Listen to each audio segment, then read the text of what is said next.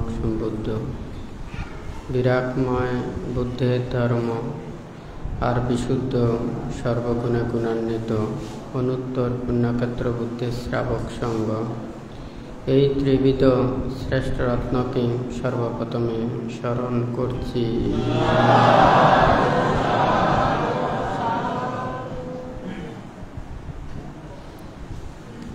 রাউজান উপজেলাধীন আবুরকিলস্থ দুতাঙ্গ কুটিরে উপস্থিত অত্র দুতাঙ্গ কুটিরে সংশ্লিষ্ট দায়ক দায়িকা উপাসক উপাসিকা তথা করলডেঙ্গা আমুচিয়া মৈতলা জোয়ারা সহ রাঙ্গুনিয়া রাউজান ফটিকছড়ি হাটাজারি চান্দগাঁও বোয়ালখালী পটিয়া চন্দনাইশ আনোয়ারা ঢাকা চট্টগ্রাম ও পার্বত্য চট্টগ্রাম তথা বিভিন্ন জায়গা হতে আগত সধর্মের পূজারী নির্বাণকামী উপাসক উপাসিকাবৃন্দা, আপনাদের উদ্দেশ্যে কিছু ধর্ম উপদেশ প্রদান করার প্রারম্ভে প্রত্যেকের প্রতি মৈত্রীপূর্ণ আশীর্বাদ জানাচ্ছি।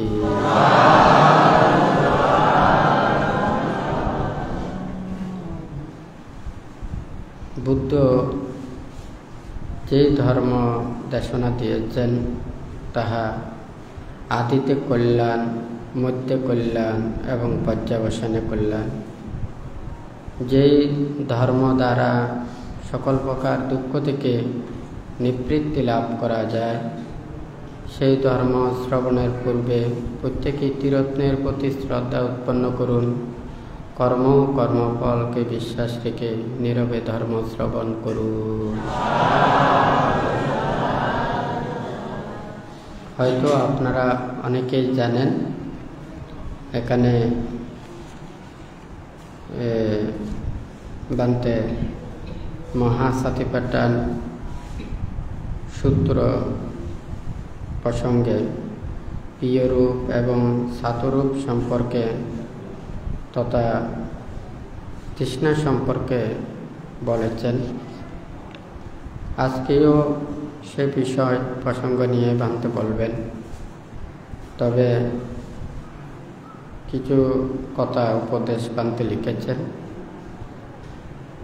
মিথ্যাবাদীর সাথে কথায় কখনো পারবেন না। লজ্জাহীনাকে অপমানিত করা যায় না। পাপে ভয় পাপে লজ্জা না থাকলে কুশল উৎপন্ন হয় না। চেতনা না থাকলে শীল উৎপন্ন হয় না। এখানে 7টা কথা বান্তে লিখেছেন। দেখুন,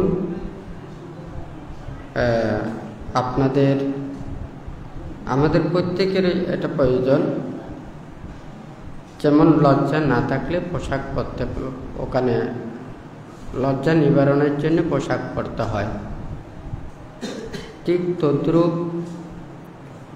বুদ্ধ বলেছেন, চিত্তচৈতসিক ক্ষেত্রে বলেছে পাপে ভয় এবং পাপে লজ্জা, এটা চৈতসিক। এই চৈতসিক এটা না থাকলে চিত্ত উৎপন্ন হয় না। কুশল চৈতসিক উৎপন্ন না হলে কুশল চিত্ত উৎপন্ন হয় না, অর্থাৎ চৈতসিক দ্বারা চিত্ত উৎপন্ন হয়। পাপে ভয় পাপে লজ্জা এটা হচ্ছে যে কুশল চৈতসিক। এই কুশল চৈতসিক থাকলে কুশল চিত্ত উৎপন্ন হয়। সেই জন্য বান্তে লিখেছেন, পাপে ভয় পাপে লজ্জা না থাকলে কুশল উৎপন্ন হয় না। চেতনা না থাকলে শীল উৎপন্ন হয় না। অর্থাৎ শীল, আপনারা যে শীল নিয়েছেন, এই শীল এটা চেতনা দ্বারাই এটা পালন করা হয়। আমার কাছে শীল আছে, আমি এটা প্রতিপালন করছি, আমি এই নীতিটা প্রতিপালন করছি, অনুশীলন করছি, এটা মনের মধ্যে থাকে। আর এই চেতনাটা না থাকলে এটা শীল উৎপন্ন হয় না, অথবা শীল প্রতিপালিত হয় না। তারপর পান্ত ওখানে লিখেছেন, যারা মিথ্যাবাদীর সাথে কথায় পারবেন না। কারণ ওনারা সারাদিন কথা বলতে পারবেন, নানান কথা বলতে পারবেন, কিন্তু যারা সত্যবাদী ওনারা নানান কথা বলতে পারবেন না। ওনারা সুনির্দিষ্ট কথা ব্যতি রেখে ন্যায়, যুক্তিসঙ্গত, সত্য, বাস্তব এগুলো ছাড়া ওনারা নানান ধরনের কথা বলতে পারেন না। সেই জন্য মিথ্যাবাদীরা ওখানে সারাক্ষণে কথা বলতে পারেন না, ওনাদের সাথে কথায় কখনো সে পারা যায় না। যাদের লজ্জা থাকে না তাদেরকে অপমান করা যায় না। হ্যাঁ, বুদ্ধ বলেছেন যে যাদের যদি আমাদের অনেক মানুষের মধ্যেও এটা থাকে, হিরি নিষেধ করিসু কুচিল কাশ্মিন বেজ্জাতি, মানুষ লজ্জার ভয় এটার কারণেও অনেকেই পাপ কর্ম করেন না, অকুশল কর্ম করেন না, অন্যায় কর্ম থেকে বিরত থাকেন। এই মানুষের মধ্যে যদি লজ্জা ভয় না থাকলে সে কোনোদিন ভালো মানুষ হতে পারবে না, নীতিবান হতে পারবে না। সেই জন্য বান্তি এই কথাটা লিখেছেন। এখন যাই হোক, এখানে আজকে যারা বিশেষ করে জোয়ারা, মধ্যম জোয়ারা এলাকাবাসী, উপাসক উপাসিকারা এখানে এসেছেন। তো আপনারা অনেকেই প্রতিনিয়ত হয়তো দেশনাগুলো আপনারা শোনেন না, তো তবুও এখানে বানতে এই যে মহাসাতিপাট্টান সূত্রের যে পরবর্তীর পরে যে তৃষ্ণার কথাটা বলেছেন, এখানে তৃষ্ণাটা কি, আজকে এই কথাটা বলছি। তৃষ্ণা কি? তৃষ্ণা হচ্ছে যে কি, একটা তৃণের মতো। তৃণ যেমন যতটুকু বর্ধিত হয় তার চাইতেও একটা পাতা বের হলে পাতার গোড়ায় 2টা আগা বের হয়। ওই 2টা আগা যত বের হবে, যত পাতা বের হবে, ওই আগা থেকে আরো 2টা বের হয়। হ্যাঁ, এটা তৃণ যেমন, এটা শুধুমাত্র বর্ধিত হতে থাকে। হ্যাঁ, এটা নিচের দিকে আসে না। সে যত ওখানে বাড়বে তত এটা মানে শাখা প্রশাখা, পাতা, আগা এগুলো সব বর্ধিত হয়। এই তৃষ্ণা হচ্ছে যে তৃণের মতো, অর্থাৎ মানুষের যেটা ইচ্ছাটা সম্পূর্ণ পূরণ করা সম্ভব নয়। একটার পরে একটা উৎপন্ন হয়, একটার পরে একটা উৎপন্ন হয়। অর্থাৎ দেখার ইচ্ছা, শোনার ইচ্ছা, খাওয়ার ইচ্ছা, এই ইন্দ্রিয়গুলোকে সব সময়ে এগুলো মানে কর্মব্যস্ততার মধ্যে রাখা। যত এদিকে কর্ম করবে চিত্ত তত অস্থির হবে, বিক্ষিপ্ত হবে, চঞ্চল হবে। তো এখানে বুদ্ধ যেমন মনে করেন আপনারা প্রত্যেকে পোশাক পরেছেন, এই পোশাকগুলো আবার ময়লা পানি পড়লে এটা কাপড়গুলো ময়লা হয়।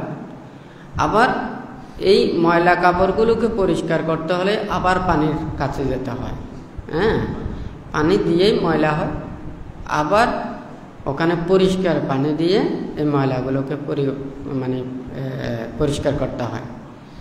ঠিক তদ্রূপেও এখানেও আপনি যদি এই ইন্দ্রিয়ের তৃষ্ণাগুলোকে, অর্থাৎ মনের যে একটা আশা, আকাঙ্ক্ষা, প্রত্যাশা, ইচ্ছা একটার পর একটা যে উৎপন্ন হয়, এগুলোকে পরিত্যাগ করার জন্য আরেকটা কৌশল অবলম্বন করতে হয়। অর্থাৎ প্রথম হচ্ছে যে অকুশল কর্মকে পরিত্যাগ করার জন্য প্রয়োজন কুশল কর্ম। সে যখন অকুশল কর্মকে পরিত্যাগ করার জন্য কুশল কর্ম করে, তখন অকুশল কর্ম করার জন্য সেই সময়টা ওখানে থাকে না। যখন কুশল কর্ম করতে করতে সে লৌকিক কুশলের পরে ধ্যানময় কুশলের জন্য চিন্তা করে, তখন সে ধ্যানময় কুশলের পরে এই নির্বাণ এবং মুক্তির লোকোত্তর কুশলের জন্য চিন্তা করে।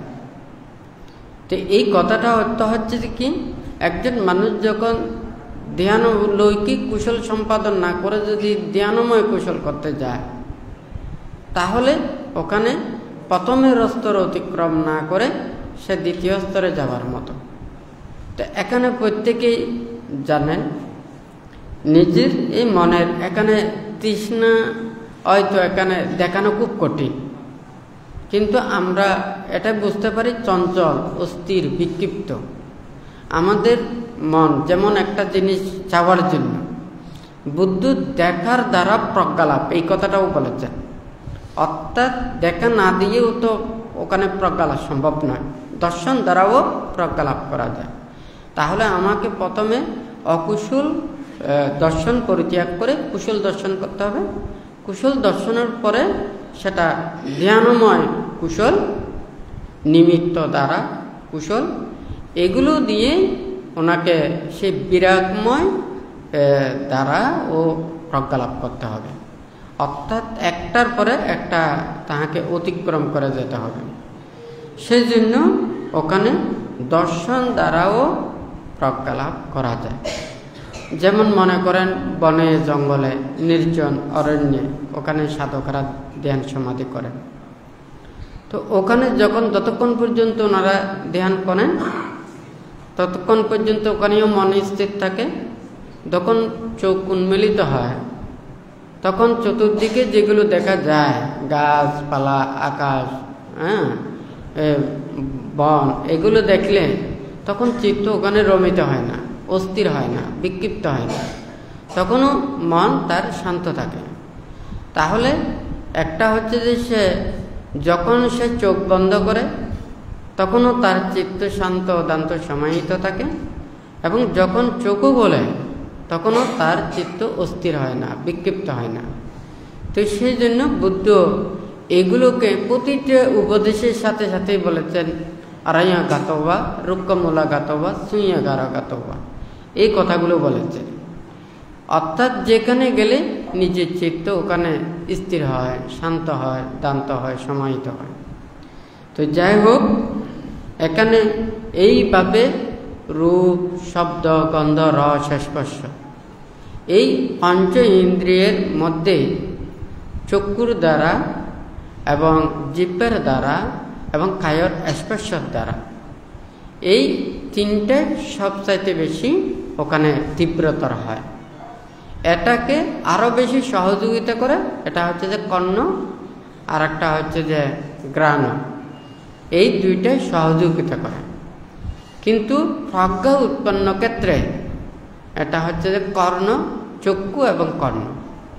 চক্ষু না থাকলে এবং সে শব্দ শ্রবণ করতে না পারলে কখনো প্রজ্ঞা লাভ করতে পারে না। জন্মান্ধ এবং বধির, এই দুইজন কিন্তু কখনো প্রজ্ঞা লাভ করতে পারে না। কারণ প্রজ্ঞা উৎপন্ন হবার জন্য ওর প্রাথমিক প্রয়োজন সেটা হচ্ছে যে শব্দ। শব্দটা শুনতে না পারলে প্রজ্ঞা উৎপন্ন সম্ভব নয়।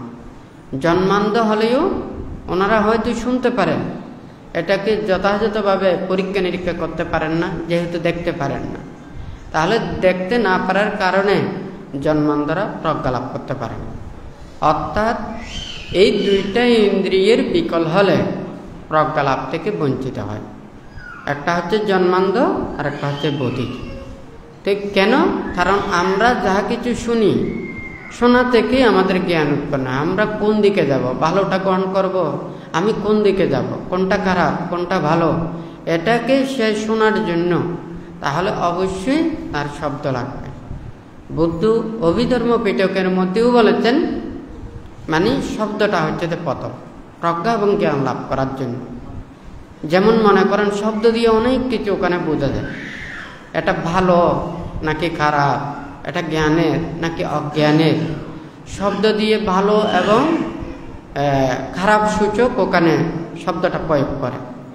তো এখানে যদি মনে করেন কেউ যদি ওখানে গান গায়, ওখানে হাসির কথা বললে সবাই হাসবে, আনন্দের কথা বললে সবাই আনন্দ করবে, নাকি না?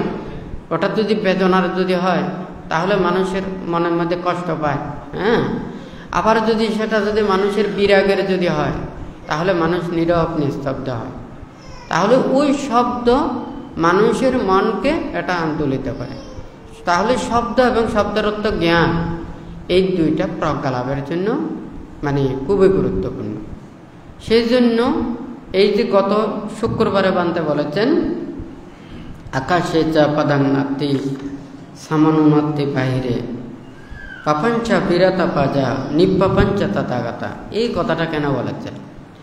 তারপরে এর আগের কথাটা বলেছেন, বুদ্ধ যাহা জয় করেছেন সেটাকে কেউ বুদ্ধকে পরাজিত করতে পারেননি। যেগুলো কি অধিগত করেছেন সেগুলোকেও কেউ ওখানে পূর্ণ করতে পারবে না। এই কথাগুলো বানতে বলেছেন গত শুক্রবারে।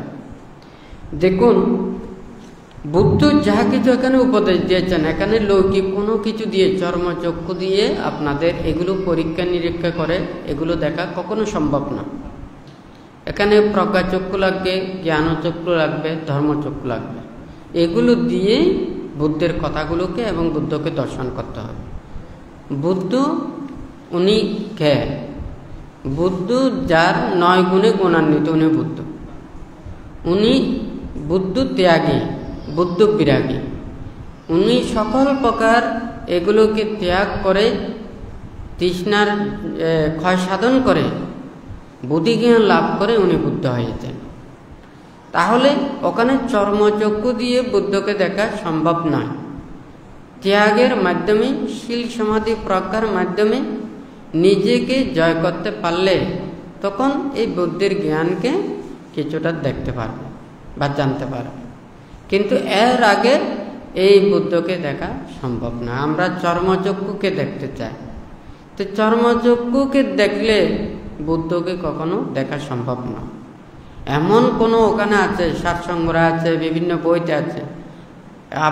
আপনারা কি চর্মচক্ষু দিয়ে এই সুমেরু পর্বত দেখতে পাবেন? 31 প্রকার লোকভূমিকে দেখতে পাবেন? হ্যাঁ, তো তাহলে বুদ্ধ যাহা কিছু এখানে উপদেশগুলো দিয়েছেন, যারা লৌকিক শিক্ষা পারদর্শী, যারা সবসময় রূপবিজ্ঞানে বিশ্বাসী, ওনারা এটাই ভুল করেন। মানে ওনারা এই শীল সমাধি প্রজ্ঞাকে এই লৌকিক জ্ঞান বিজ্ঞান দ্বারা সম্ভব না। এটা উপলব্ধি দ্বারা সম্ভব, অনুভব করা সম্ভব। এটা অর্জন করতে হবে, অর্জন করে এটাকে জানতে হবে।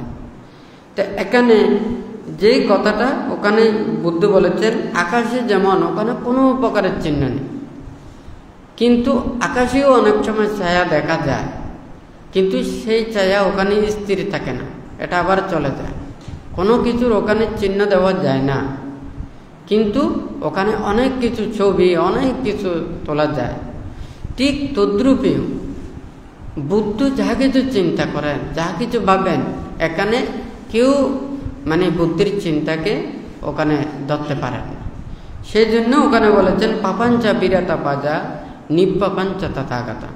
হ্যাঁ, আজকে যদি আমরা সবাই যদি এটা চিন্তা করি, বাহ্যিক কোনো কিছু চিন্তা না করে শুধু বুদ্ধের তৎকালীন বুদ্ধ প্রমুখ ভিক্ষু সঙ্গ তথা উপাসক উপাসিকারা কিভাবে দিন যাপন করেছেন, কিভাবে মানে দিন অতিবাহিত করেছেন, কিভাবে শীল সমাধি প্রজ্ঞা লাভ করেছেন, এটা আমাদের প্রত্যেকেরই এটা জানতে হবে। কিন্তু আমরা যদি লৌকিকের এগুলোর কথা চিন্তা করি, কোনোদিন আমাদেরই সম্ভব না। যুগ পরিবর্তন হবে, এখানে অনেক কিছু নিয়ম কানুন বিভিন্ন কিছু পরিবর্তন হবে। মানে বুদ্ধির সমকালীন এত প্রযুক্তি ছিল না। হ্যাঁ, এখন কিন্তু অনেক প্রকারের প্রযুক্তি হয়েছে। আমরা তখন ওখানে শুনেছি না, ওখানে বইতে, ওখানে তো ধর্ম বইতেও দেখা যায় বুদ্ধ দেশনা দিয়েছেন। হাজার হাজার মানুষ ভিক্ষু সম দেশনা শ্রবণ করেছেন, এটা তো শুনেছেন না, বইতে আছে না? তো তখন তো মাইক ছিল না, এত প্রযুক্তি ছিল না। তখন এই যে একজন কথা বলেছে, ওখানে হাজার হাজার মানুষ কিভাবে শুনেছে। হ্যাঁ, রাজারা ঘোষণা দিয়েছে, বিভিন্ন কথা বলেছে, এই এত হাজার হাজার মানুষের কাছে এই কথাগুলো কিভাবে গেছে। হ্যাঁ, এখন আমাদের কিন্তু এই দৃষ্টি শক্তি, শ্রবণ শক্তি, এই ইন্দ্রিয় শক্তিগুলো দিন দিন কমে যাচ্ছে। হ্যাঁ, তখন কিন্তু সবাই জানতো যে যখন কথা বলে এই কথা, ওখানে কোনো প্রযুক্তি ছিল না। হ্যাঁ, যার কারণে ওগুলো মনোযোগ দিয়ে শুনতেন। যখন কথা বলতেন কেউ কথা বলতো না। এখন আমরা সবাই বলি যে না ঠিক আছে, এখন কথা হচ্ছে, এগুলো রেকর্ড করো, আমি পরে এগুলো শুনবো, হয় নাকি না? তখন কিন্তু ওখানে মনোযোগ থাকে না। তাহলে ওই যে আগে কিন্তু এতগুলো প্রযুক্তি যখন ছিল না, তখন মানুষের নিয়ম নীতি থাকতো। কোনো একটা যখন ডুল ভিড়ে দিত, তখন কিন্তু কানটা সব ওইদিকে থাকতো, ওখানে কি কথা বলছে। কারণ তখন তো মাইকের মতো কোনো কিছু ছিল না, মনোযোগ দৃষ্টি আকর্ষণের জন্য ওখানে যে কোনো একটা শব্দ করতো আর কি, তখন সবাই ওখানে মনোযোগ দিয়ে ওখানে শুনতো। কিন্তু আজকাল আমাদের যত এখানে প্রযুক্তি যাচ্ছে তত কিন্তু নির্বাণের দূরে চলে যায়, এটা কিন্তু কথাটা সত্য।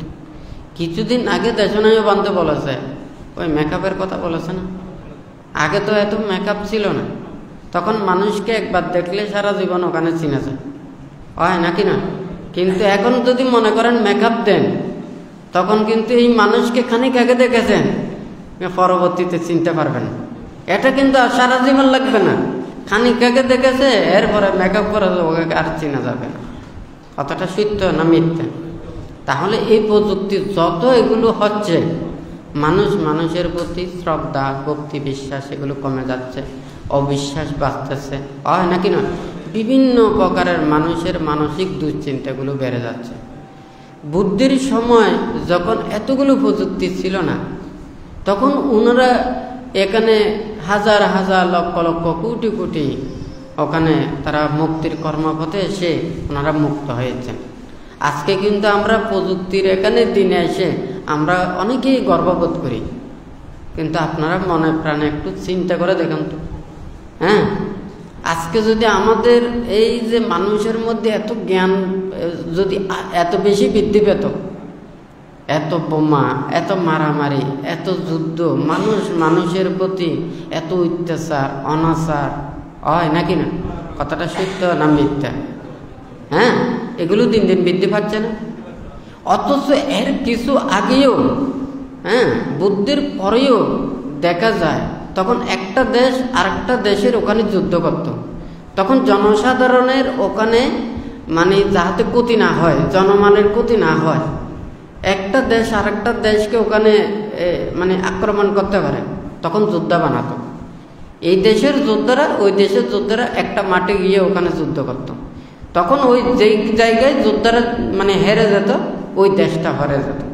তাহলে দেশের কোনো ক্ষতি হতো না, জনগণের ক্ষতি হতো না, জনমালের ক্ষতি হতো না।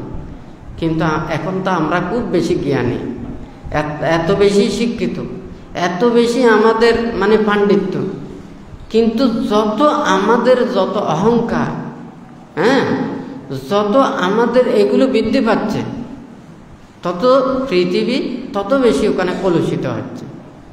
আমরা কি একটু করে চিন্তা করতেছি এটা কার জন্য করতেছি? আমরা যাদের জন্য করতেছি সে যদি এখানে তৃপ্তি লাভ না করে, তাহলে মানে ওখানে এত কষ্ট, এত পরিশ্রম করে লাভটা কিসের? আপনারা কত কষ্ট পরিশ্রম করে আপনাদের ছেলে মেয়েদেরকে শিক্ষিত করাতে চান, ভালো কথা করাতে চান, প্রশংসিত করাতে চান, প্রতিষ্ঠিত করাতে চান। কথাটা সত্য না মিথ্যা? মানে সারা জীবন কষ্ট পরিশ্রম করেছেন, কিন্তু ছেলে মেয়েদেরকে যদি একটা উত্তম পাত্র কিংবা পাত্রে হস্তে যদি দিতে না পারে, ওনারা যদি মাতা পিতাকে অবাধ্য করে, অন্যায় করে, অপরাধ করে, হ্যাঁ, সে যদি কোনো ক্রমে চলে যায়, সারা জীবন ওখানে দুঃখ পেতে হয়। যা কিছু কষ্ট করেছে, যা কিছু পরিশ্রম করেছে, সারা জীবন এইগুলো কিন্তু কষ্ট পেতে হয়। কথাটা সত্য না মিথ্যা? হ্যাঁ, তাহলে একটা মাতা পিতা যেমন সারা জীবন পরিশ্রম করেছে ছেলে মেয়ের জন্য, ছেলে মেয়েরা প্রতিষ্ঠিত না হলে, হ্যাঁ, অথবা তারা যদি মাতা পিতাকে শ্রদ্ধা না করে, তাহলে কিন্তু ওই মাতা পিতার সমস্ত কষ্ট পরিশ্রমগুলো ওখানে বিতে যায়। এখন যদি পৃথিবীর কথা বলি, হ্যাঁ, সবাই ওখানে পৃথিবীর সব মানুষকে ভালো করতে চায়, উপকার করতে চায়, কল্যাণ করতে চায়। তাহলে চিন্তা করে দেখুন, বুদ্ধ বলেছেন, কাউকে আঘাত দিয়ে যদি কেহ যদি নিজে সুখ পেতে চায়, সে প্রকৃত সুখ লাভ করতে পারে না। অপরজনকে সুখ দিয়ে যে সুখ প্রত্যাশা করে, সেও কিন্তু প্রকৃত সুখ লাভ করে, হয় নাকি না? আজকে এমন একটা হয়তো মানুষের মনের মধ্যে যদি শুভ বুদ্ধি উৎপন্ন হয়, আমরা এমন কোনো কাজ করব না যে কর্ম দ্বারা আরেকজনের দুঃখ পাবে, কষ্ট পাবে। হ্যাঁ, একটা নদীতে যখন যায়, আপনার শক্তি আছে, আপনার বল আছে, আপনি ওখানে কালের মধ্যে ওখানে কালটা বড়াইয়েছেন, এক পাশে বড়াইয়েছেন, কিন্তু আরেক দিকে ভেঙে যাবে পানি, ওখানে এই দিকে যখন যেতে পারবে না, অপর কুল ভেঙে যাবে। সত্য না মিথ্যা? আর যদি দুই পাশে যদি বাউন্ডারি দেয়, পানি যদি এটা ওভারলোড হয়, দেখা যাবে যে গ্রাম মানে ওখানে জায়গা ওগুলো সব ভাসিয়ে নিয়ে যাবে। পানির স্রোতকে কেউ অতিক্রম করতে পারে না, প্রতিরোধ করতে পারে না, হয় নাকি না? এখন আপনাকে কিভাবে আপনাকে নিয়ন্ত্রণ করতে হবে? এক চতুর্দিকে আপনাকে এমনভাবে বাউন্ডারি দিতে হবে, পানি নিষ্কাশনের পথটা এমনভাবে রাখতে হবে যাতে অন্যদিকে যাতে কোনো ভাঙতে না পারে। কথা সত্য না মিথ্যা?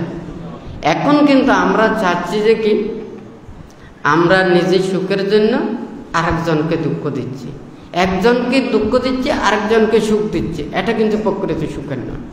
উভয় জনকে সুখ দিতে হবে, কারো যাতে ক্ষতি না হয়। আপনি একজনকে কষ্ট দিয়ে যদি আরেকজনকে সুখ দেন, এটা কিন্তু আপনার প্রকৃত পুণ্য হবে। হ্যাঁ, যেমন মনে করুন খাওয়ার চাইতে খাবার বাইর করা আরো কষ্ট।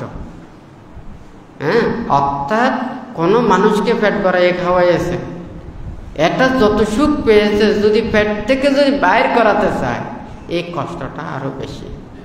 কেউ যদি অপরজনকে সুখী করতে চায়, সুখ দিয়েই সুখী করতে হবে।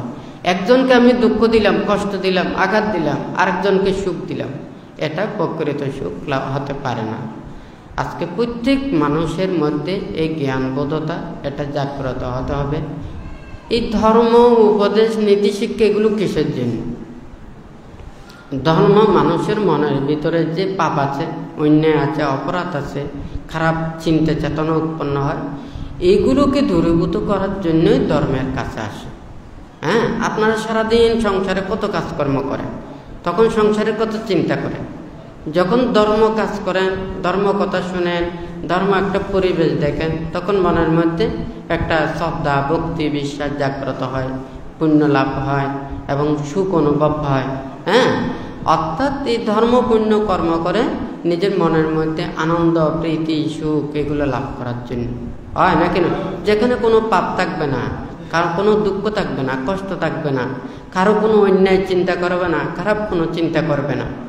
তাহলে এই ধর্মগুলো মনের একটা ওষুধের মতো।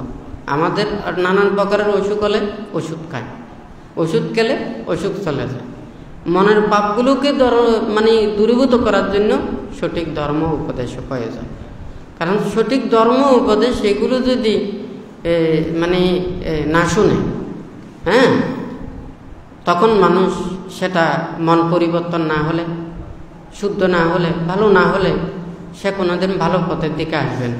আমরা প্রথমে শুনি বা চোখে দেখি, তখন ওখানে কোনো কিছু যদি আমরা ভয় বা যে কোনো কষ্ট, দুঃখ এটা যদি মনে হয়, তখন আমরা এগুলোকে অতিক্রম করে চলি। তখন কিন্তু আমাদের চোখে যদি না দেখি, আবার যদি কানে যদি না শুনি, তাহলে কিন্তু আমাদের প্রতিটা কর্মপথে ওখানে বিপজ্জনক হয়।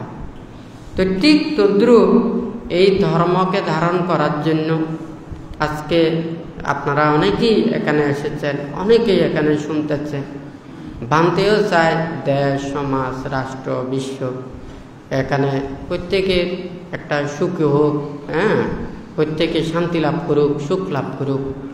আমরা তো এই পৃথিবীর মধ্যে যত প্রাণী আছে, সব প্রাণীর মধ্যে মানুষই হচ্ছে যে শ্রেষ্ঠ প্রাণী। হ্যাঁ, বুদ্ধগুণ আবির্ভাব হন এই মানব লোকে, স্বর্গলোকে নয়, ব্রহ্মলোকেও নয়, অন্য কোনো লোকে নয়, এই মানব লোকেই বুদ্ধগুণ আবির্ভাব হন।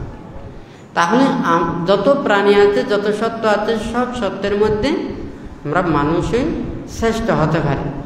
কিন্তু আমাদের মন যদি শ্রেষ্ঠত্ব হয় তাহলে শ্রেষ্ঠ হবে। আর যদি মন যদি আমাদের কুচ্ছিত হয়, চরিত্রহীন মানুষ পশুর সমান, পশু আর মানুষের মধ্যে আর কোনো তফাৎ থাকে না। তাহলে আমাদের যদি মানুষের মধ্যে মানবতা না থাকলে, সদ্গুণ না থাকলে, সদ্জ্ঞান না থাকলে, এটা যদি আমাদের যদি উৎপন্ন হয়, হ্যাঁ, আমাদের সংকল্পবদ্ধ যদি হয়, আমরা কাউকে ওখানে আঘাত দেব না, কষ্ট দেব না, দুঃখ দেব না। মানে তিনটে জিনিস আছে সবচাইতে বেশি মানুষকে ক্ষতি করে।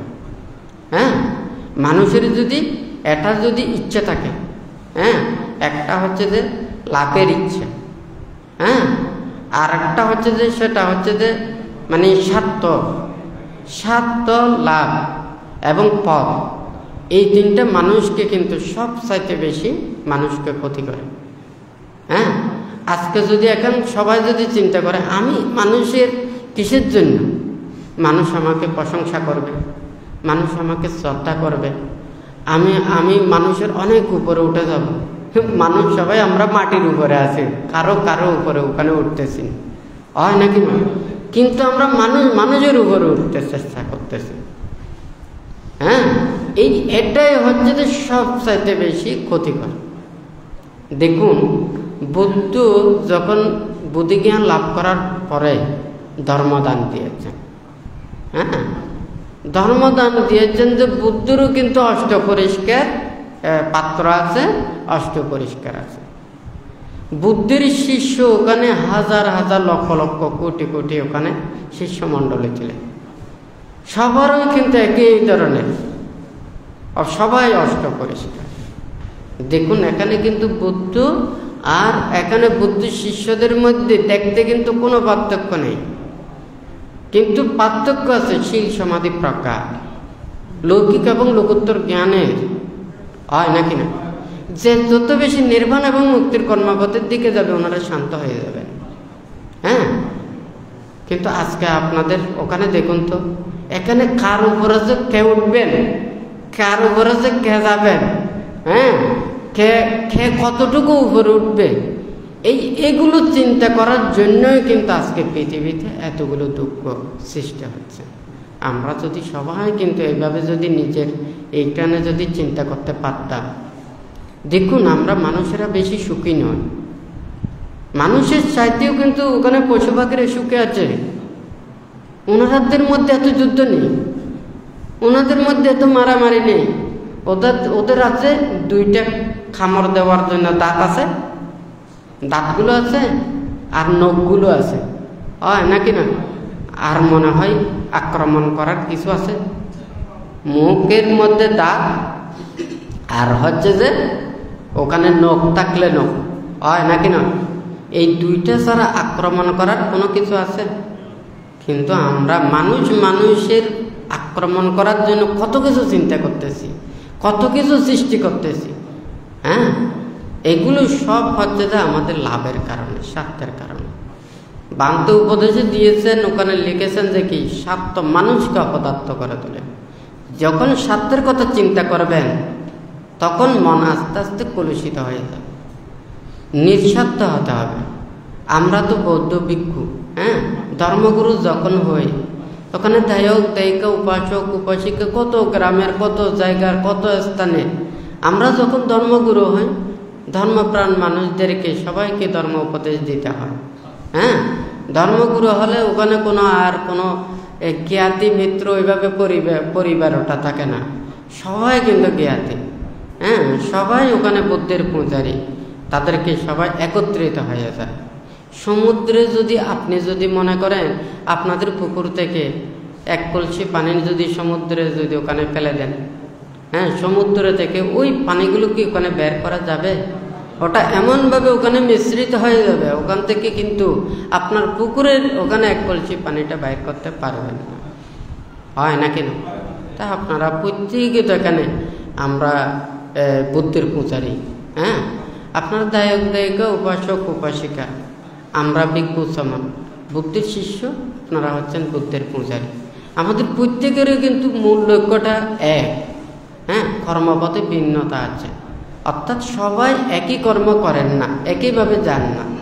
একটা ফ্যাক্টরিতেও যদি কাজ করে সবাই একই কাজ করে না, যার যার যোগ্যতা বলে, যার যার কর্মদক্ষতা বলে, যার যেটা দায়িত্ব আছে সে সেটাই কর্মটা কাজ করে থাকে, হয় নাকি না? ঠিক তদ্রূপ আমাদের ধর্মের মধ্যে ধর্মকে রক্ষা করার জন্য প্রত্যেকে একত্রিতভাবে এইভাবে কাজ করতে হবে। বানতে চাই দায়ক দায়িকা উপাসক উপাসিকারা, আপনাদের নিয়ম নীতি, আপনাদের শৃঙ্খলা, আপনাদের বিনয়, হ্যাঁ, এগুলো আপনাদের শিখতে হবে। আমরাও যারা ভিক্ষু সমান আছি, আমাদের এই শীল বিনয়গুলো আমাদের থাকতে হবে। হ্যাঁ, আমরা যদি যেই অবস্থানে থাকি না কেন, যেই অবস্থানে ওখানে থাকেন, সেই অবস্থানে থেকে যদি প্রত্যেকে যদি এই ধর্মের জন্য, হ্যাঁ, রক্ষা করার জন্য, ধর্মজ্ঞান লাভের জন্য, পুণ্য লাভের জন্য একত্রিত হয়ে যদি ওখানে কাজ করে যায়, তাহলে এই ধর্ম এটা দিন দিন উত্তর শ্রীবৃদ্ধি সাধিত হবে, এটা কোনোদিন পরিহানি হবে না।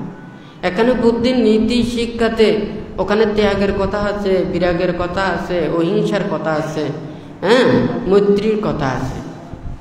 সবাই জানেন মুক্তির কর্মপথটা হচ্ছে যে ধ্যান, হয় নাকি না? আচ্ছা, ধ্যানটা কি? হ্যাঁ, বুদ্ধ বলেছেন যে খান্তি পারামাং তাপু তিতিক্ষা। খান্তি মানে ক্ষমা আর ধৈর্যটাই হচ্ছে যে পরম তপস্যা।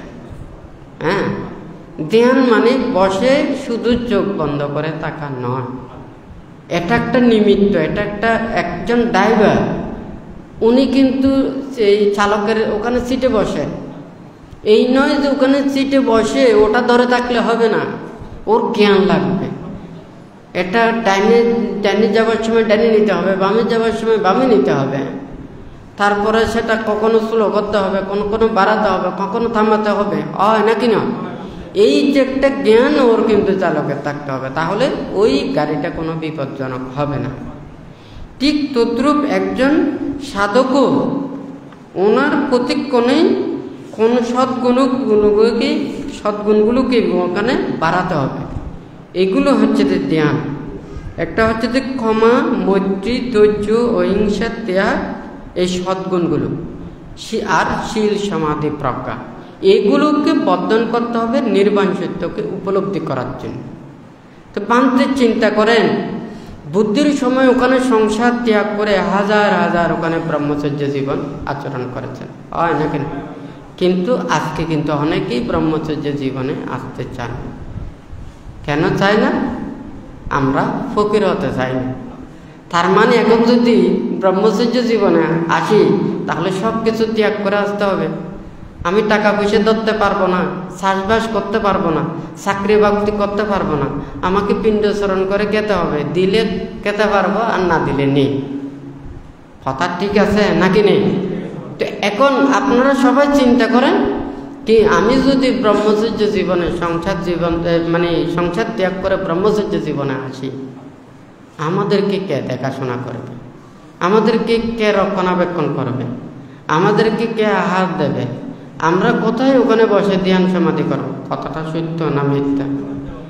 আরও তাছাড়া অনেক সময় দেখা যায় ভিক্ষু সমনরা যদি মনে করেন ওখানে ধ্যান সমাধি করলেও দায়ক দায়িকারা যদি না বোঝে, ওনাদেরকে অশ্রদ্ধা করে, অভক্তি করে, নিন্দা করে, তিরস্কার করে, খারাপ ব্যবহার করে, দুর্ব্যবহার করে, তখন দেখা যায় অনেকের মনে ইচ্ছে থাকলেও কিন্তু এগুলো কি তাদের আগ্রহটা নষ্ট হয়ে যায়।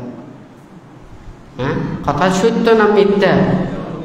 এখানে ধর্ম উপদেশ দেব আপনাদেরকে, শুধু ভিটামিন খাওয়াবো তা না।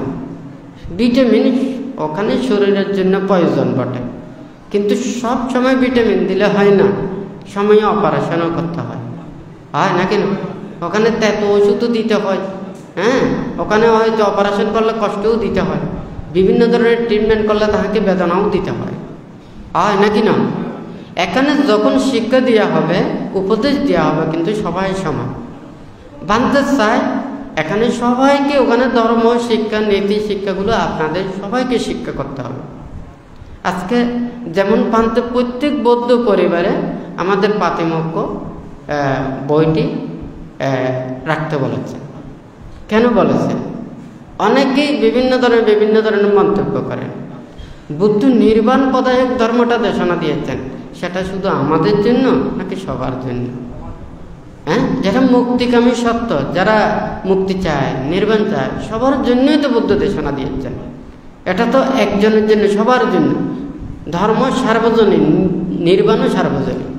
যারা চায়, তার দাদাদের সেই যোগ্যতা আছে, জন্মান্তরের পারমি আছে, প্রচেষ্টা আছে, তারা এই প্রজ্ঞা লাভ করতে পারবে, এই জ্ঞানের কর্মপথের দিকে আসতে পারবে।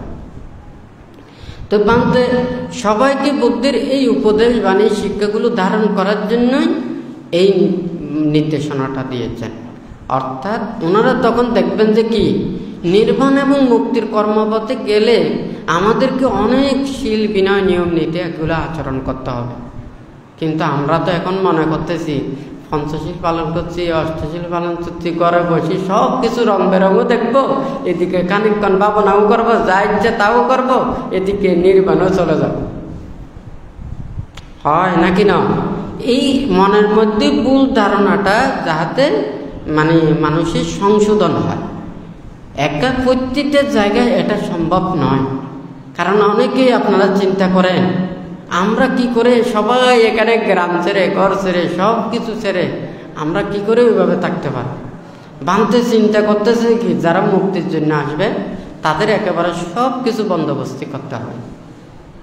হ্যাঁ, ওনারা কোথায় কোথায় যেতে পারবেন, এই এখানে এখানে যেতে পারবেন, এর সাথে বেশি দূরে যেতে পারবেন। হ্যাঁ, দেশ দুনিয়া করতে পারবেন না।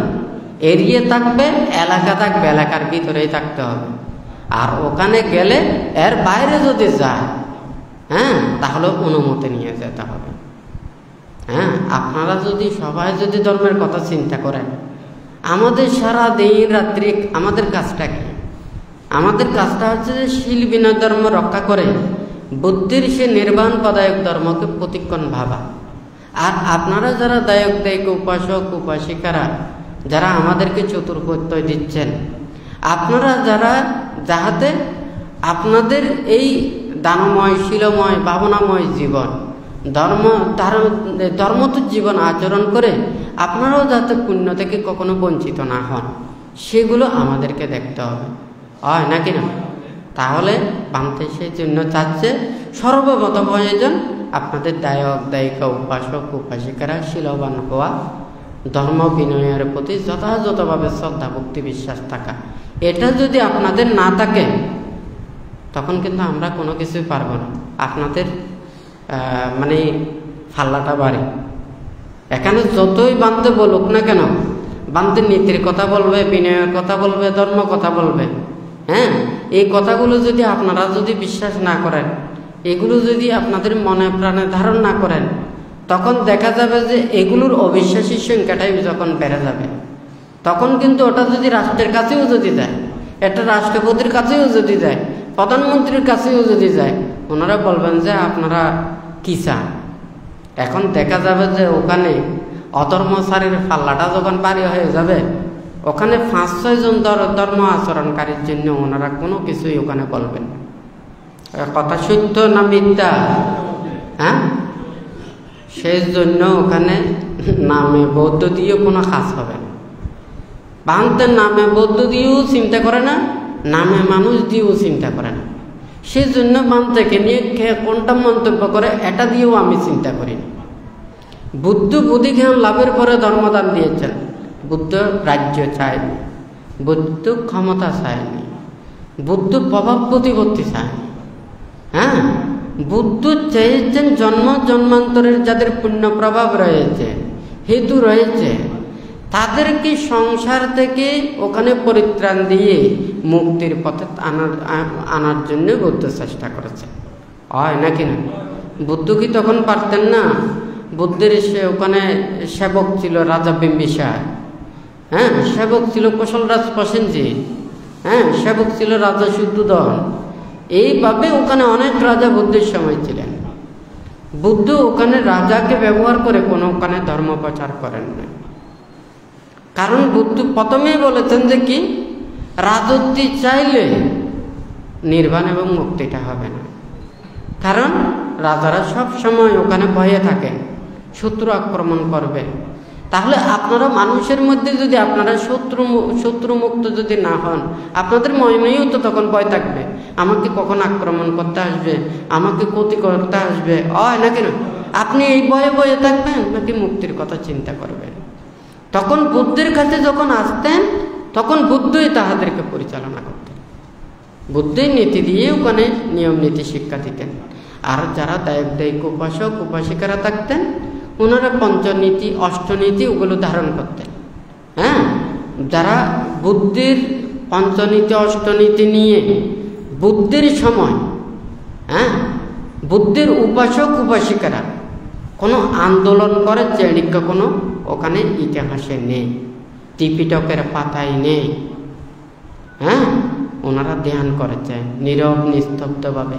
ওনারা ক্ষমা মৈত্রী ধৈর্য, ওনাদেরকে অত্যাচার করেছেন, ওনাদেরকে অনাচার করেছেন, ওনাদেরকে আঘাত দিয়েছেন। বুদ্ধের সময় শ্যামাবতী সহ 500 ওনার সহচরীকে একসাথে ওখানে আগুনে পুড়িয়ে দিয়েছেন। হয় নাকি না? ওখানে বুদ্ধ প্রমুখ ভিক্ষু সংঘরা তথা অনেক পূজারীরা কোনো সময় ওখানে আন্দোলন করেছে? হ্যাঁ, মুদগলায়নবান থেকে কিভাবে ওখানে মানে কত বিক্ষত করেছেন? কোনো আন্দোলন করেছেন? হ্যাঁ, কারণ বুদ্ধ এমন নীতি শিক্ষা দিয়েছেন, বুদ্ধ প্রমুখ ভিক্ষু সংঘ তথা উপাসক উপাসিকা পূজারীরা ওনারা পঞ্চনীতি এবং অষ্টনীতিকে ধারণ করে ওনারা ধর্মত জীবন আচরণ করেছেন, যার যার কুশল কর্ম সম্পাদন করেছেন। বুদ্ধির কাছে যখন আসছেন, ওনারা শ্রেষ্ঠীরা যখন আসতেন, রাজারা তখন আসতেন, যারা লোকালয়ের যেভাবে যাহাদেরকে সম্মান প্রদর্শন করত, হ্যাঁ, আমাদেরকে ওখানে বলেছেন, আমাদেরকে ওখানে অনেক নীতিতে ওখানে বলেছেন, রাজা মহারাজা ওখানে যারা দেশ পরিচালনা করেন তাহাদের সাথে যাতে কোনো ধরনের দুর্ব্যবহার বা কোনো ধরনের ওদের সাথে কোনো তর্কাতর্কি বাড়াবাড়ি না করার জন্য দেশে যখন রাজ্য শাসন করেন উনি আইন প্রণয়ন করেন। রাজারা যখন ওখানে আইন করেন তখন বুদ্ধ দেখেছেন যে কি বুদ্ধের এই আইনটা রাজার ওখানে দেশ শাসনের জন্য, তখন বুদ্ধকে প্রার্থনা করতেন, বুদ্ধ এটা নতুন করে আইন দিতেন। তাহলে তখন কিন্তু বুদ্ধই ওখানে বুদ্ধ প্রমুখ ভিক্ষু সংঘ তথা দায়ক দায়িকাদেরকে ওখানে শাসন এবং অনুশাসন করতেন। এখন আপনাদের প্রত্যেকেরই কিন্তু সেটা চিন্তা করতে হবে। বাংলাতে যা কিছু উপদেশ দিচ্ছেন, যা কিছু নীতিমালা দিচ্ছেন, প্রতিটা প্রতিষ্ঠানের জন্য প্রতিটা দায়ক দায়িকা, হাজার হাজার পুণ্যার্থী মানুষ, একটা গাড়িতে ওখানে 30 জন মানুষ, 40 জন মানুষ, 45 জন মানুষ থাকতে পারে, কিন্তু সবাই গাড়ি চালাতে পারেন না। এখন সবাই যদি গাড়ি চালাতে যান গাড়িটা অ্যাক্সিডেন্ট করবে। কথা সত্য না মিথ্যা? এখানে বুদ্ধির যা শাসন নীতি, বুদ্ধ যতদিন পর্যন্ত ছিলেন বুদ্ধ কাউকে ওখানে প্রতিনিধিত্ব করতে দেয়নি, বুদ্ধই অনুশাসন করেছেন। হ্যাঁ, বুদ্ধই শিক্ষা দিয়েছেন। এটা কেন? তাহলে তো বুদ্ধ ওখানে দিতে পারতেন, অন্য একজন ভিক্ষুকে দিতে পারতেন। বুদ্ধ দেখেছেন যে একমাত্র বুদ্ধের পরে অগ্রশ্রাবক যারা ছিলেন, সারিপুত্র মুদগলায়ন বান্দারা ছিলেন, ওনাদেরকে উপদেশ দিতে দিয়েছেন, কিন্তু শীল বিনয় প্রজ্ঞাপ্ত করতে দেয় না। হ্যাঁ, ওনাদেরকে অনুশাসন মানে উপদেশ দিতে দিয়েছেন, তাদেরকে শাসন করতে দিয়েছেন, কিন্তু প্রজ্ঞাপ্ত করতে দেয়নি। কারণ কেন বুদ্ধ দেয়নি? কারণ নির্বাণ এবং মুক্তির কর্মপথের যে একটা নীতি শিক্ষা উপদেশ এটা সাধারণ মানুষের জন্য প্রযোজ্য নয়। এটা সাধারণ মানুষ বুঝতে পারবেন। যেমন একটা কথা বলি, যখন আপনারা প্রত্যেকে চান, আমি কিছু জানি না সংসারে কিভাবে আপনারা সুন্দরভাবে থাকবেন, আপনারা চাইবেন ঘর বাড়ি যত কিছু উন্নত করেন, এটা আপনাদের জন্য ভালো। ছেলে মেয়েরা যত উচ্চশিক্ষিত হবে তত ভালো, আপনাদের অর্থবিত্ত টাকা পয়সা যত বেশি হবে, সম্পদ তত বেশি হবে, আপনারা তত বেশি খুশি হবেন। কথাটা সত্য না মিথ্যা? এটা আপনারা চাইবেন, কিন্তু আমাদেরকে নির্দেশ দিয়েছেন আমরা বাড়াতে পারব না, আমাদের কাজটা শুধু কমানো। মানুষ চাইবে ওখানে সাংসারিকেরা চাইবে সবসময় বাড়ানো। এখন যারা সংসার ত্যাগ করবেন তাদেরকে উপদেশ দিয়েছেন কমানোর জন্য। এখন বাড়ানোর চাইতে কমানোটা খুব কঠিন। যদি কমানোটা সহজ হইতো তাহলে তো সবাই সংসার ত্যাগ করে মুক্তির কর্মপথে আসতে পারত, কিন্তু সবাই পারেন না। কিন্তু সবার জন্য চিন্তা করেন। আপনারা ধর্মকে নিয়ে কোনো সময় কোনো কিছু মিথ্যা, এই অপব্যাখ্যা, নানান কিছু এগুলো করবেন। সময় সব কিছু এগুলো আছে, কেন এগুলো বলতে পারি না? কারণ আপনাদের সংসারের দুঃখগুলো দেখে, কষ্টগুলো দেখে আপনাদের আর জোরাজোরি করতে পারে না। হ্যাঁ, আপনাদেরকে তো পারবো না, বলতে পারবো না আপনারা অসুখ বিসুখে কষ্ট পান। হ্যাঁ, আপনাদেরকে ওষুধ খেতে হয়, চিকিৎসা নিতে হয়, ডাক্তারের কাছে যেতে হয় নাকি না? আপনাদেরকে তো মানা করতে পারি না, আপনারা কষ্টগুলো সহ্য করতে পারেন না, সেই জন্যই আপনাদেরকে এগুলো মানা করতে পারি না। কিন্তু যখন এই সংসার ত্যাগ করে ব্রহ্মচর্য জীবনে আসেন, তখন আমাদেরকে চারি প্রত্যয়ের জন্য অনাসক্তময় জীবন আচরণ করতে হয়। সে আহারের কথা চিন্তা করতে পারবে না, বস্ত্রের কথা চিন্তা করতে পারবে না, বাসস্থানের কথা চিন্তা করতে পারবে না, ওষুধ প্রত্যয়ের কথা চিন্তা করতে পারবে না, চারিটার জন্য কোনো কিছু সে চিন্তা করতে পারবে না। আসলে এটা খুবই তো কঠিন। হ্যাঁ, আপনাদের তো অসুখ বিসুখ হলে আমাকে ওখানে ডাক্তারের কাছে যেতে হবে, ওষুধ খেতে হবে, চিকিৎসা করতে হবে। আমাদেরকে তো এগুলো তো সব কিছু অনাসক্তময় জীবন আচরণ করতে বলেছেন। বুদ্ধির সময় জীবক চিকিৎসক উনি সেবা যত্ন করেছেন, হয় নাকি না? ভিক্ষু সংঘদেরকে সেবা যত্ন করেছেন। উনারা বনে জঙ্গলে ওখানে নির্জন অরণ্য ওখানে ধ্যান সমাধি ওখানে করতেন। এখন যদি ওনারা যদি ওখানে হাজার হাজার ভিক্ষু সমান ওখানে যদি থাকতে চায়, আমাদের বর্তমান যে পরিস্থিতি, একটা জঙ্গলে যদি ওখানে হাজার হাজার যেতে হবে না, কয়েকজন গেলে তো ওখানে আর বন না, একটা বন থাকবে না, হয় নাকি না? ওখানে বন আর থাকবে না। মানুষ গেলে যেমন ওখানে হাঁটলে যেমন ওখানে লতা পাতা দিয়ে যায়, গাছগুলো আর উঠে না রাস্তার গোড়ায়, ঠিক তদ্রুপ ওখানে শুরু হয় নানান ধরনের কাজকর্মগুলো। কথাটা সত্য না মিথ্যা? ভানতে সবাইকে এটা কল্যাণকামী হয়ে সবাইকে বলতেছে। ধর্মকে নিয়ে কেউ যদি কোনো কিছু করে, আমি কোনো আদালতের কাছে যাব, হ্যাঁ, কোনো ওখানে আইনের কাছে যাব না, আমি যাব তো ধর্মের কাছে। বুদ্ধ আমাদেরকে সব কিছু নীতিমালা দিয়েছেন, নীতি শিক্ষা দিতে আমাদের ব্রেন কাটাতে হয় না। হ্যাঁ, ওখানে কোনো হকারের চিন্তা করতে হয় না, সব কিছু তৈরি করা আছে। একটা রাষ্ট্র চালানোর জন্য যেমন রাজ্যে ওখানে সংবিধান আছে না, সংবিধানে যখন আইন প্রণয়ন করে তখন কিন্তু এটার সবার কাছে এটা প্রকাশিত করে। তখন কিন্তু যখন সেটা আইন প্রণয়ন করে প্রকাশিত করে তখন থেকে সেটা কি মানে কার্যকর হয়। এখন আমাদের কার্যকরগুলো তো ওখানে বিনয় বিটকের মধ্যে সবগুলো দিয়ে দিয়েছেন। আপনাদের নীতিগুলো দিয়েছেন, আমাদের নীতিগুলো দিয়েছেন, কিভাবে শাসন চলবে, কিভাবে সদ্ধর্ম চলবে, কিভাবে আপনারা চলবেন, কিভাবে আমরা চলবো, এগুলো সব তো আছে। তাহলে এত বাড়াবাড়ি করে কোনো লাভ আছে? হ্যাঁ, যখন আমাদের একটা বৌদ্ধ ভিক্ষুকে বা একটা বৌদ্ধ ধর্মগুরুকে কেউ যদি নিন্দা করে, তিরস্কার করে, খারাপ করে, অপদস্থ করে, অপমানিত করে, আপনারা তো দেয় খুব উপাসিকা, আপনাদের খারাপ লাগবে না? হ্যাঁ, ধর্ম আপনাদের মনের ভিতরে থাকলে অবশ্যই খারাপ লাগবে, হয় নাকি না? আর ধর্ম না থাকলে আমাদের ওটা আর কোনো খারাপই লাগবে না। স্বার্থ এমন একটা জিনিস, বানতে ওগুলোতে দিয়ে যেতে চায় না, বানতে চায় মুক্তিকামী যাদেরকে এখানে মুক্ত করতে। হাজার হাজার মানুষ আজকে আপনারা এখানে এসেছে, এমন একদিন সবার মনের মধ্যে যদি ধর্ম চেতনাটা জাগ্রত হয়, এই চিন্তাটা জাগ্রত হয়, হ্যাঁ, তাহলে ধর্ম আমাদেরকে রক্ষা করবে। কিন্তু আমরা সেটা মনে প্রাণে বিশ্বাস করতে পারছি না, আমরা আচরণ করতে পারছি না, আমরা ধারণ করতে পারছি না। অনেকেই এই দুঃখ মুক্তির জন্য সংসার ত্যাগটা কত গুরুত্বপূর্ণ, হ্যাঁ, সেই কথাটা বুদ্ধ বলেছেন, বুদ্ধ বুঝেছেন, বুদ্ধ উপদেশ দিয়েছেন। বুদ্ধির সময় সেই জন্য ওনারা এই হাজার হাজার লক্ষ লক্ষ ওনারা সংসার ত্যাগ করে ব্রহ্মচর্য জীবনে ওখানে এসেছে। এখন বান্ধে যদি এই কর্মপথে যদি আনাতে চায়, তাহলে শিলবান যারা নির্দেশনা দেবে, যারা শিক্ষা দেবে, তাদেরকেও তো সেইভাবে উঠতে হবে। কথাটা সত্য না মিথ্যা? হ্যাঁ, একজন মাস্টার ছাত্রকে ঠিক শিক্ষা দিতে হবে, ছাত্রও ওখানে তুলতে হবে, ছাত্ররা যাতে আরেকজনকে শিক্ষা দিতে পারে। সত্য না মিথ্যা? তো বুদ্ধ যখন ওখানে উপদেশ দিয়েছেন, শিক্ষা দিয়েছেন এবং তাহাদেরকে বলেছেন ওখানে ধর্মদান করার জন্য, ওনারা দিকে দিকে গিয়ে বুদ্ধির সেই নির্দেশিত কর্মপথে নিয়ে ওনারা প্রত্যেকে ধর্মদান করে ওখানে এইভাবে অজস্র প্রাণীকে মুক্তির কর্মপথে এনেছেন। আপনারা সেটা চান না? চান নাকি চান না? তাহলে এই বুদ্ধির নীতির কর্মপথে চলতে হবে, বান্তের কথাটা মানতে হবে। আমি চাই সবাইকে এখানে মুক্তির পথে আনতে।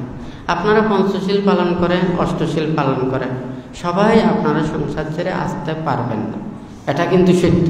আপনারা অনেকেই মনে করবেন যে না, আমরা তো সংসার ছেড়ে আসতে পারবো না, আমরা মনে হয় মুক্তির কর্মপথে আসতে আর কর্মটা করতে পারবো না। এই কথাটা ঠিক না।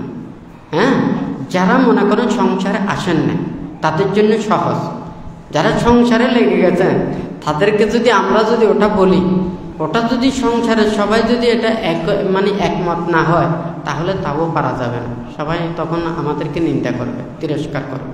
হয় নাকি না? ছোট ছোট ছেলে মেয়ে আছে, তাদেরকে ফেলে, হ্যাঁ, ওর বাবা ওখানে সংসার ত্যাগ করে এসে গেছে, হয় নাকি না? এখন ওগুলোকেও ফেলে মনে করেন ওখানে মা বাবারা এসে গেছে, তখন মানুষেরা নিন্দা করবে, তিরস্কার করবে, আমরা ওইভাবে বলতে পারবো না। কিন্তু সবাই যখন ধর্মের ওখানে ধর্মের প্রতি বিশ্বাস শ্রদ্ধাটা যদি থাকে, যেমন বৌদ্ধ প্রতিরূপ দেশে, ওখানে কাউকে মানা করে, কাউকে ওখানে খারাপ কোনো কিছু বলেন না।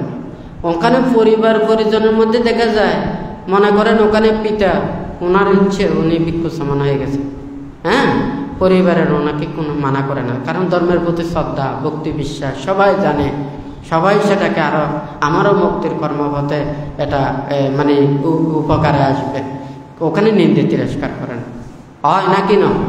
তো এখন যদি দায়ক দায়িক উপাসক উপাসিকারা যদি যত বেশি শীল বিনয় ধর্ম নিয়ম নীতির প্রতি যদি শ্রদ্ধাশীল হন, এই ধর্মকে রক্ষা করা সহজ হবে। আর যদি আপনারা যদি এগুলো যদি না মানেন, এখানে ভয়ঙ্কর কিছু আসতেছে, এটা আর বেশিক্ষণ সময় ওখানে নেই। আপনারা যদি ধর্মের বাইরে যান, একদিকে ধর্মও হারাবেন, নীতিও হারাবেন, নিজের জীবনও ওখানে ধ্বংসের পথে চলে যেতে হবে। হ্যাঁ, ধর্মের দিকে আসলে, ধর্মের পথে চললে, নীতির পথে চললে আপনারাও মুক্তির পথে যতটুকু এই দুর্লভ মানব জীবন আছে ততটুকু পুণ্য লাভ করতে পারবেন, শীল সমাধি প্রজ্ঞার বুদ্ধিতেও করতে পারবেন, এবং আর এই পরবর্তীতেও নির্বাণ এবং মুক্তি লাভের হেতু সৃষ্টি করতে পারবেন। আপনাদের যেগুলো পরবর্তী প্রজন্ম যারা আছে তারাও ধর্মত জীবন আচরণ করবে, বানতে চায়, সবাই ধর্মনীতিতে এটা চলতে হবে। আমাদের নানান ধরনের এগুলো চিন্তাটা না করে, আজকে দেখা যায় আমাদের এই যে বাংলাদেশের মধ্যে যত বৌদ্ধরা রয়েছে, আসলে ধর্মপ্রাণ দায়ক দায়িকা উপাসক উপাসিকারা কিন্তু অনেকেই আছেন, কিন্তু অনেকেই ধর্ম কর্মপথেই ওনারা বাধা পাচ্ছে। হ্যাঁ, যারা এই ধর্মের প্রকৃতপক্ষে বুদ্ধের এই লোকোত্তর এবং আধ্যাত্মিক বিষয়গুলো যারা ধারণ করেন না, লৌকিকতা যারা বিশ্বাস করেন, ওনারা কিন্তু এমনি ধর্ম করেন কিন্তু মনে প্রাণে এটা আচরণ করেন, নানান প্রকারের নিন্দা তিরস্কার অপবাদ নানান ধরনের এগুলো করা থাকে। এটা কিন্তু আমাদের কখনো উচিত না। আমরা নিজেরাই নিজেকে ভালো করব, আবার নিজেরাই নিজেদেরকে খারাপ করব। হ্যাঁ, তো এখানে সবাইকে ওখানে মুক্তির পথে আনতে পারবো না। সেই জন্য বানতে সবার এতগুলো চিন্তা না করে যাদেরকে ওখানে পড়তে পারেন, যেখানে যেখানে বানতে যায়, যেখানে যেখানে বানতে শিষ্যরা আছে, যারা তো উপাসক উপাসিকারা বিভিন্ন জায়গা থেকে আসে, তাহাদেরকে বানতে সবসময় বানতে উপদেশ দিয়ে যায়। আপনাদের সেই ধর্ম রক্ষার জন্য, পরিবেশ রক্ষার জন্য যা কিছু প্রয়োজন হয়, আমরা যদি ধর্মকে বিশ্বাস করি, ধর্ম আমাদেরকে রক্ষা করবে, হয় নাকি না? আজকে সবাইকে এভাবে রক্ষা করতেছেন। আজকে যদি বানতে যদি সমতল সে যদি ধর্মদান না করত, পরিবেশ সৃষ্টি না করত, হ্যাঁ, তাহলে কি আজকে ধর্ম উপদেশ দিতে পারতাম? হ্যাঁ, আপনাদের ওখানে শীত গ্রীষ্ম বর্ষা যেই সময় হোক না কেন, হ্যাঁ, বানতে তো বলেছে এখানে 1250 প্রোগ্রাম করেছে যে মহাসাথে পাঠান সূত্র দেশনা সহ মাত্র যেগুলো দেশনা সহ বানতে, ওখানেই তো বানতে প্রথমে এই কথাটা বলেছে। দেখুন, এটা তো অনেক বছর আগের কথা, এখন দিন দিন এটা পরিবর্তন হচ্ছে, কিন্তু আপনাদের মন মানসিকতা চিন্তা এগুলো না থাকলে আমরা সম্ভব না। বানতে চায় সবাইকে মুক্তির কর্মপথে আনতে, তাই আনতে হলে তো ওখানে নীতিমালাগুলো প্রতিপালন করতে হবে, হয় নাকি না? এখানে বুদ্ধ আপনাদের এগুলো একটু চিন্তা লাগে না? ত্রিপিটকের মধ্যে এগুলো যে আছে, হাজার হাজার ভিক্ষু সমান কিভাবে চলেছে, এটা কিভাবে চলেছে? এই বুদ্ধের বিনয় দিয়ে চলেছে, বড় ছোট, হ্যাঁ, মান্য করা, শীল সমাধি প্রজ্ঞা। যেমন আপনাদের একটা পরিবারের কথা বলি, পরিবারের পুরুষজন হচ্ছে যে মনে করেন ওখানে ওখানে মা বাবারা থাকেন, ওখানে দাদু থাকেন, ঠাকুমা থাকেন, হয় নাকি না? কিন্তু ছোট ছোট ছেলে মেয়েরা ও লেখাপড়ায় সে BA pass M A pass doctorate পাসও হতে পারে, কিন্তু বড় ছোট মান্যগুণ্য যদি না থাকে, লেখাপড়া দিয়ে যদি হয়, তাহলে এই পরিবার ধ্বংস হয়ে যায়। কথাটা সত্য না মিথ্যা? ওই পরিবার কিভাবে করতে হবে, বড় ছোটকে মান্য করতে হবে, হয় নাকি না? বড়দের কথা ছোটরা শুনতে হবে, ছোটরা তারা ছোট ওইভাবে মেনে নিতে হবে। তাহলে এইভাবে বংশ পরম্পরা একজন অপরজনের প্রতি শ্রদ্ধা থাকলে তাহলে ওই পরিবারে কোনো ধরনের ক্ষতি হতে পারে না, হয় নাকি না? তো ওখানে ঠিক তদ্রুপ বুদ্ধ আমাদেরকে এটা দিয়েছেন। কিন্তু যার লেখাপড়া বিদেশিকে যে যত শিক্ষিত, হ্যাঁ, আপনি মাতা পিতা হয়েছেন, আপনার ছেলেটা মাস্টার্স করেছে বা ডক্টরেট পাস করেছে, ও কলেজ বিশ্ববিদ্যালয়ে ওখানে অধ্যাপনা করবে, হয় নাকি না? তাহলে মা বাবার মতো থাকতে হবে, হয় নাকি না? তাকে শ্রদ্ধা করবে, সম্মান করবে, কিন্তু যোগ্যতা লাভ করবে ওর ছেলে মেয়েরা, হয় নাকি না? কিন্তু বুদ্ধের যে নীতিমালা এবং শিক্ষাগুলো দিয়েছেন, শীল সমাধি প্রজ্ঞা হচ্ছে যে এটা হচ্ছে যে নিজস্ব সম্পদ, বিনয় হচ্ছে যে সবার নীতিমালার সম্পদ। হ্যাঁ, যেমন মনে করুন একটা উচ্চপদস্থ কর্মচারী থাকেন, অফিসে যখন যায় তাহলে সে কর্মে উপরস্থ কর্মচারী যিনি থাকেন তাকে সম্মান করতে হয়, হয় নাকি না? সে নিজের যে নিচে যে থাকে সে কিন্তু ওখানে সে লক্ষপতি কোটিপতি হতে পারে, সে বিল্ডিংয়ে থাকতে পারে, কিন্তু অফিসে গেলে তাকে অন্যজনকে সম্মান করতে হয়। কথাটা সত্য না মিথ্যা? তা আমাদেরকেও যদি সেই শীল বিনয় নিয়ম নীতি এগুলো যদি আপনারা যদি প্রত্যেকেই যদি মনে প্রাণে ধারণ করেন তাহলে একজন অপরজন ধীরে ধীরে এটা প্রজ্ঞা লাভের জন্য এটা কর্মটা বর্ধিত হবে। বান্তিও সেইভাবে চায়, এমন কোনো কাজ করবেন না ধর্মের যদি পরিহানি হয়। বান্তিও তো বলেছেন, আমি কাউকে ওখানে বলতেছি, হ্যাঁ, ধর্মই এটা বিচার করবে আর অন্য কেউ না। কিন্তু আপনারা যদি আমার কাছে এসে যদি ধর্মের নামে অধর্মের গুলো যদি বলেন, এটা বান্তে গ্রহণ করতে পারবেন। হ্যাঁ, বান্তে কারো কাছ থেকে আশা আকাঙ্ক্ষা প্রত্যাশা নানান কিছু নিয়ে সমতলে বান্তে আসেন। বান্তে সবাইকে মুক্তির কর্মপথে আনার জন্য, ধর্মপথে আনার জন্য বান্তে এনেছে। সবাই যাতে ওখানে মুক্তির পথে আসতে পারে সেগুলোর জন্য বান্তে চেষ্টা করতেছে। তাহলে সবাইকে এভাবে বান্তের নীতিমালাগুলো মেনে নিতে হবে। বান্তে প্রতিটা জায়গায় প্রতিটা স্থানে আসলে সবাইকে, অনেকেই সবাই এখানে আসতে পারেন না, যেখানে থাকুক না কেন, যে গ্রামে থাকুক না কেন, বাড়িতে থাকুক না কেন, আপনারা শিলময় জীবনযাপন করবেন, ধর্মত জীবনযাপন করবেন। বুদ্ধির ত্যাগ এবং বিরাগময় এই ধর্মগুলোকে যত শ্রবণ করবেন, যতগুলো পড়বেন, তখন নিজের মনের মধ্যে বিরাগ চেতনা জাগ্রত হবে, ধর্ম চেতনা জাগ্রত হবে। জন্ম জন্মান্তর সেই চেতনাটা বর্ধিত হবে, আধ্যাত্মিক এবং মুক্তির কর্মপথে চেতনাটা বর্ধিত হবে এবং নিজের সেই ক্ষমা, মৈত্রী, অহিংসার চেতনা, ধৈর্য এগুলো মানুষের বর্ধিত হবে। এগুলো বর্ধিত হলে সব কিছু সহ্য করতে পারে। আর যদি মানুষের চিত্ত চঞ্চল, অস্থির, বিক্ষিপ্ত হয়ে যায়, হ্যাঁ, তখন কিন্তু মানুষ যতই কিছু হোক না কেন, আজকে পৃথিবীতে সব কিছু এগুলো হচ্ছে কেন?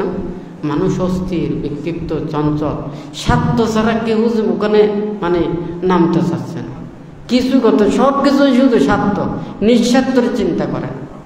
কিছুদিন আগে বান্ধে বলেছে না, সবাই যদি এটা চিন্তা করতো আমার 10 কেজির প্রয়োজন নেই, আমি 5 কেজি বসন ফলালে আমি একটু লাভ, আমার লাভ একটু কম হবে, কিন্তু এই পরিশুদ্ধ এগুলো ফল খেলে আমার অনেকজন সুস্থ থাকবে। কিন্তু আমাদের স্বার্থটা কি? আমার 5 কেজি না, একটা 10 কেজি আমি লাভ করতে চাই। তখন সে 10 কেজির জন্য কি করতে, ফরমালিন দিচ্ছে, বিভিন্ন কিছু কেমিক্যাল ব্যবহার করছে, হ্যাঁ, নানান ধরনের এগুলো করে। আমার লাভের জন্য যে এইভাবে করতেছি, ঠিক তদ্রুপ আমার ওখানে লাভ চিন্তা করতে গিয়ে ওখানে পাপ হয়। এই মানুষের মধ্যেও যখন এই চিন্তাটা যত বেশি ওখানে বর্ধিত হয়ে যাবে, কোনো দিন ওটা ভালো হতে পারবে না। যাই হোক, বুদ্ধির এই নিঃস্বার্থময় এবং ত্যাগময় বিরাগময় ধর্ম সবার অন্তরের মধ্যে প্রতিষ্ঠিত হোক। সবাই ধর্মত জীবন যাপন করুন এবং এই সবাই ধর্মকে ধারণ করে আপনারা নিজের এই দুর্লভ মানব জীবনকে যাতে সার্থকে রূপান্তরিত করতে পারেন। যতদিন পর্যন্ত নির্বাণ সাক্ষাৎ করতে না পারেন ততদিন পর্যন্ত কল্যাণ মিত্রদের সান্নিধ্য থেকে জন্ম জন্মান্তরে সৎ ধার্মিক মাতা পিতা লাভ করে, যাহাতে আপনারা এই মুক্তির কর্মপথে এগিয়ে যেতে পারেন। সেই রূপে মনের মধ্যে চেতনাটা রেখে বুদ্ধ ধর্ম সংঘের কাছে আশীর্বাদ প্রার্থনা করে 3 বার সাধুবাদ প্রদান করুন।